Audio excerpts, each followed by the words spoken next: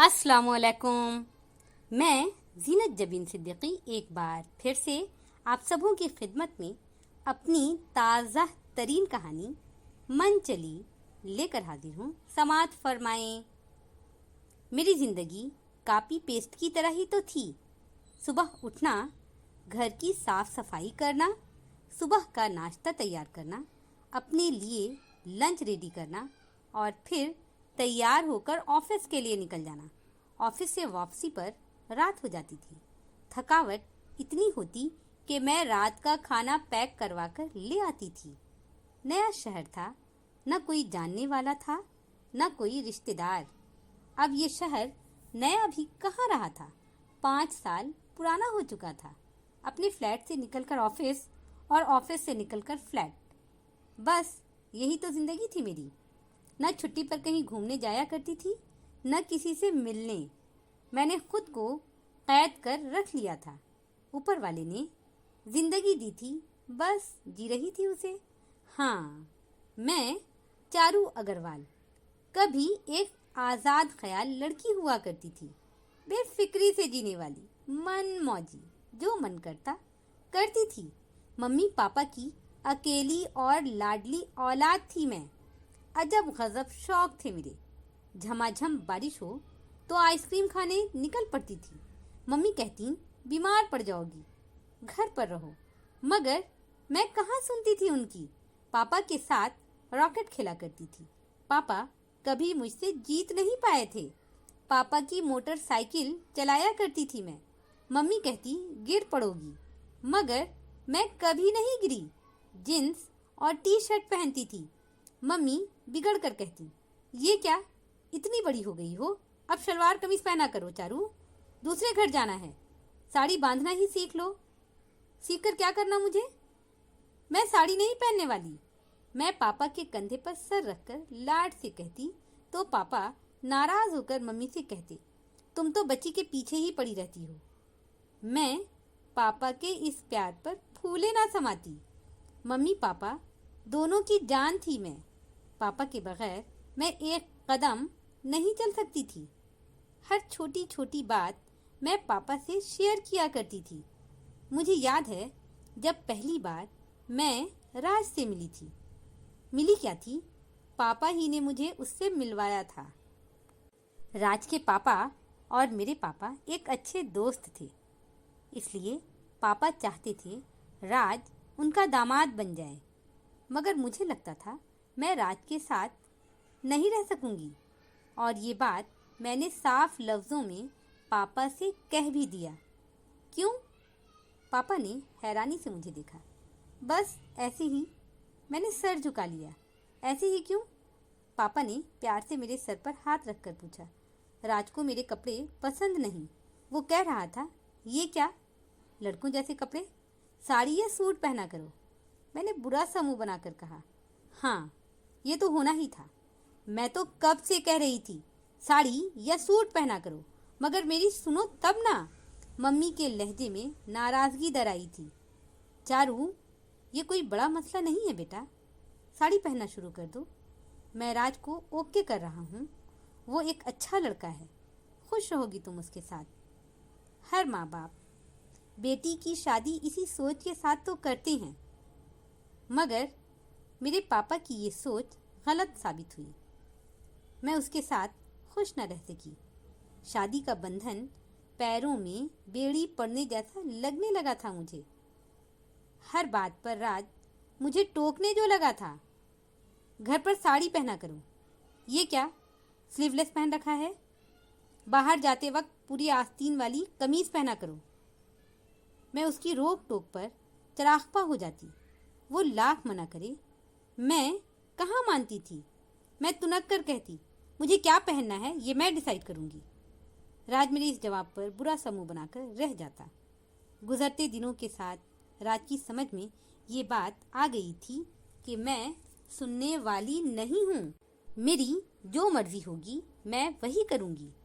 इसलिए जब मैंने जॉब करने की ख्वाहिश जाहिर की तो उसने कोई जवाब ही ना दिया। फिर जल्द ही मुझे एक मल्टीनेशनल कंपनी में जॉब मिल गई। अच्छी सैलरी थी।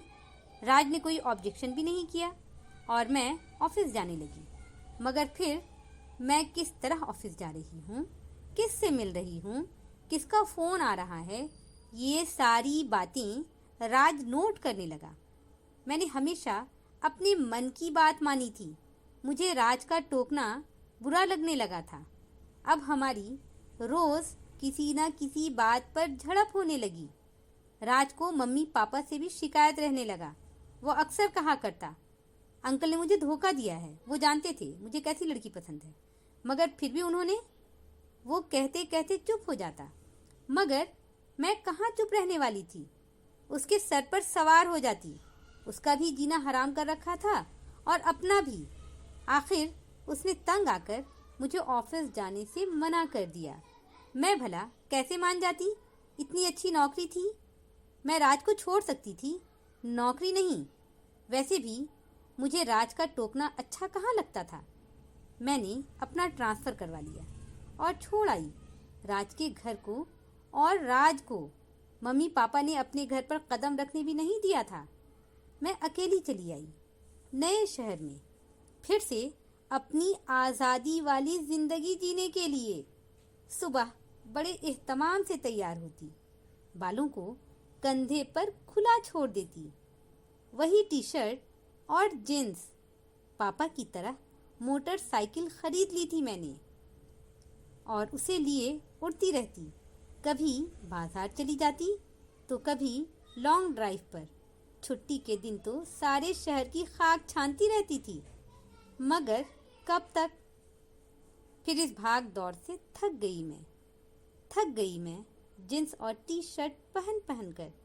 बाजारों के चक्कर काटते काटते, मोटरसाइकिल दौड़ाते दौड़ाते कई साल गुजर गए।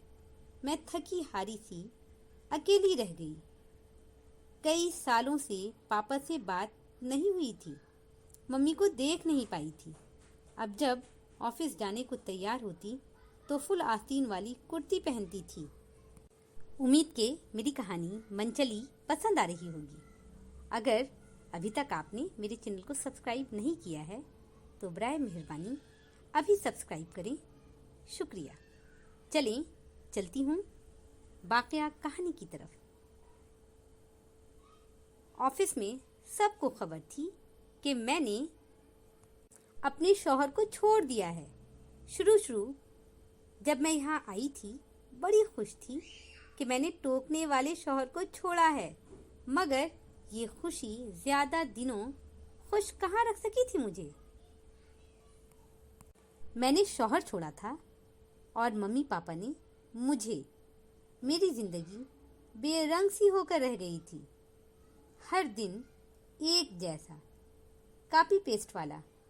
आज का दिन भी वैसा ही एक बेरंग सा दिन था और मैं ऑफिस के लिए तैयार हो रही थी। तभी कॉल बेल बजा। मैं दरवाजे पर आई, दरवाज़ा खुला तो हैरान रह गई। सामने मम्मी खड़ी थी। 5 सालों बाद मैं उन्हें देखकर उनके गले लगकर रो पड़ी। कुछ कहा नहीं उन्होंने, सर से पैर तक मुझे देखी। मैंने गहरे हरे रंग की साड़ी पहन रखा था, हाथों में कांच की चूड़ियाँ थीं और बालों की लंबी सी चोटी बना रखी थी। बहुत बदल गई हो तुम। मम्मी का लहजा ज़रा तंजिया था। हाँ, सालों में बदल पाई हूँ खुद को और ये समझ पाई हूँ कि घर के अंदर और घर के बाहर की ज़िंदगी बिल्कुल अलग होती है। मैं राज के कहे जुमले दोहरा गई थी। राज के कहे जुमले पर मुझको राज याद आ गया था। मैंने जल्दी से मम्मी की तरफ देखकर पूछा, पापा नहीं आए? मैं मम्मी के हाथ से बैग लेकर अंदर की तरफ आ गई। मम्मी मेरे पीछे पीछे ही थीं। वो सोफे में बैठती हुई बोली, कैसे आते भला? तुमने उनका मान जो तोड़ा है। बड़ा गुरूर था उन्हें अपनी बेटी पर। जभी तो कहा करते थे मेरी पसंद के लड़के से शादी करके बहुत खुश रहेगी मेरी बेटी, और शायद तुम खुश भी रहती, लेकिन तुमने शौहर और बाप दोनों के मान को तोड़ कर रख दिया।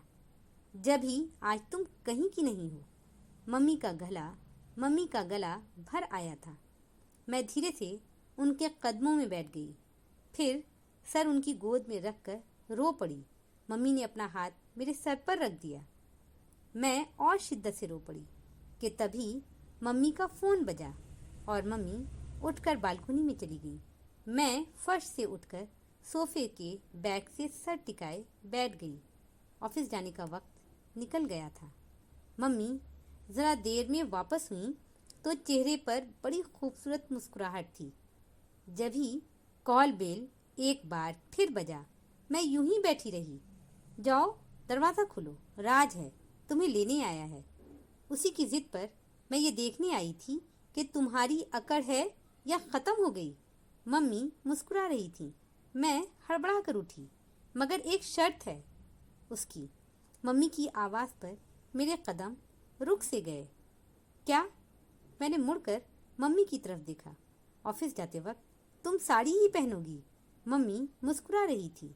मैं झींप कर वापस मुड़ी, भागकर दरवाजे तक गई और एक बार फिर से मम्मी की तरफ मुड़कर बोली, अब मुझे ऑफिस नहीं, अपने घर जाना है, राज की सारी बातों को मानने के लिए।